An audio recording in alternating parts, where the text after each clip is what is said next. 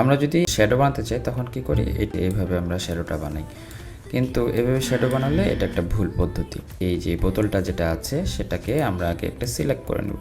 এটা সিলেক্ট হচ্ছে, তারপর কন্ট্রোল জে এবং জে দুটা, একটা হচ্ছে শ্যাডো হবে আর একটাই হবে। এরপরে এই যে এটা আছে এটাকে আমরা কন্ট্রোল ধরে কি করব, একটা সিলেক্ট করব, তারপরে অল্টার ডিলিট করব। তার আগে এটা দেখবেন যে কালো আছে কিনা। এডিট থেকে চলে যাব পার্সপেক্টিভ র্যাপ। তো পার্সপেক্টিভ র্যাপে যাওয়ার পরে আমরা কি করব, এই পুরো জিনিসটাকে একটা সিলেক্ট করব এইখান থেকে, এবং এখান থেকে পুরো জিনিসটাকে সিলেক্ট করব। তাহলে এখানে একটা পার্সপেক্টিভ তৈরি হচ্ছে। এখানে র্যাপে ক্লিক করব, এই যে লাইনটা যেটা থাকছে সেই লাইনের সাথে এটাকে মিলিয়ে দেব, দেন এখানে টিক দিয়ে দেব। পরে আমরা উপরের লেয়ারটা অন করব এবং এখান থেকে এটার অপোসিটি কমিয়ে দিব। এখন কিন্তু আপনার শ্যাডোটা প্রপারলি হয়েছে।